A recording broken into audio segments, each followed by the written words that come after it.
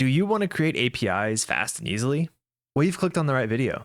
Welcome to this new FastAPI tutorial series where we learn how to use FastAPI to build APIs fast and easily. And you might wonder why FastAPI? Well, FastAPI is a modern, fast, high-performant web framework for building APIs with at least Python version 3.7 and above. The key features that make FastAPI stand out are its speed, ease of use, and robustness. It's designed to be easy to use while also enabling new levels of speed and performance. There's lots of benefits to FastAPI. FastAPI is one of the fastest web frameworks for Python, thanks to Starlet and Pydantic. It can handle asynchronous requests and offer impressive speed improvements over traditional synchronous code. The use of Python type hints help with editor support, providing completion, type checks, and more. This reduces the time spent on bug fixes and development. FastAPI automatically generates documentation for your API using Swagger UI and redoc.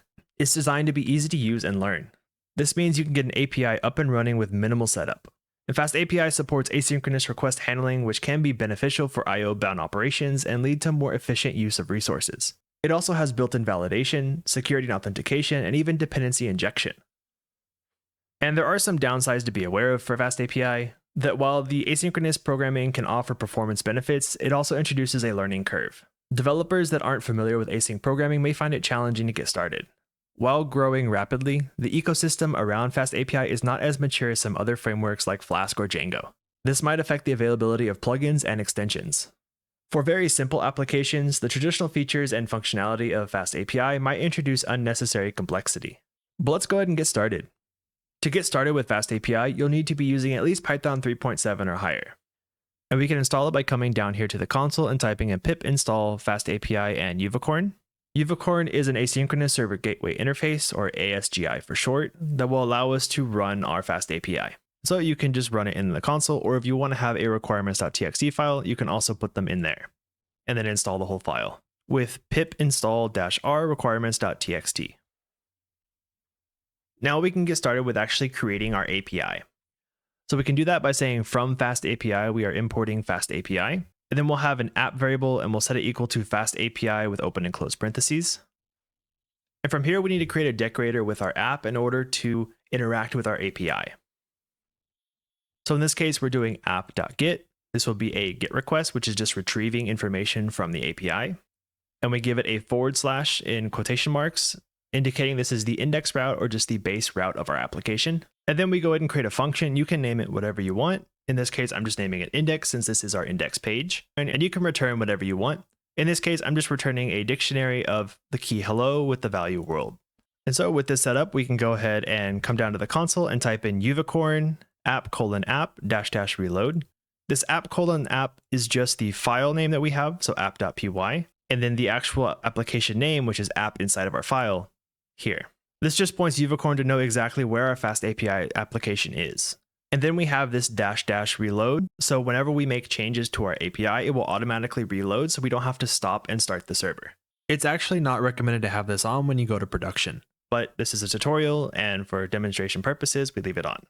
So you can go ahead and press enter and we can see it start up our application and it says Uvicorn is running on this port. If we go ahead and control and click on this, we can see we went to the website, the 127.0.0.1:8000. You can also change this to just localhost and it's the same thing, but our server is running on port 8000 and this is the response that we get just coming to this index page. And we can see there is this option to pretty print. This just makes it to where our dictionaries or any kind of data we have here are a lot easier on the eyes. So we'll go ahead and head back over to our code and we can see it actually logs out what kind of requests are happening on the server. So this GET request with this / is exactly what we have right here. And it's saying 200 OK, meaning it worked fine. There is this favicon.icon file that it's not finding, and that's okay, and we don't need to worry about that. So that's an example with a GET request. There are more types of requests we can do. We won't cover all of them, but some of the basic ones are the POST request, PUT request, and DELETE request. And the POST request is used to send data to a server to either create or update something on the server side. A PUT request is to send data to the server to update or replace something on the server side. And the delete request is straightforward, it's just to delete something on the server side.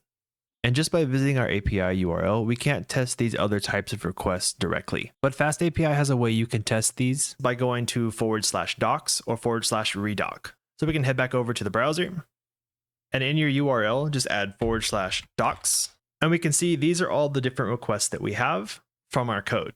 And so you can click on these to view the different kind of information that is included with these. And you can even test these requests out. So for this GET request, we can go ahead and open it. And there's a tryout button right here. Click it, and then we can click execute.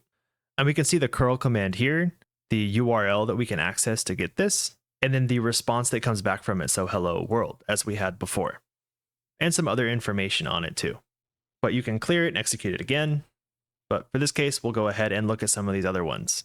So for example, we can go to this post request, do try it out, execute it, and we can see the response right here is the post request as what we had in our app file. And we can go up here and try the other ones too. And we can see there's the put request, and then go to delete, try it out, execute, and we have our delete requests. So this makes it really easy to test our application for these different endpoints that we create for our API. And we can see there's some other kind of information up here at the top. We can actually modify this. And so we can do this by coming up to our FastAPI class right here. And we can add some different arguments. For example, I have a title here saying Zektex FastAPI tutorial.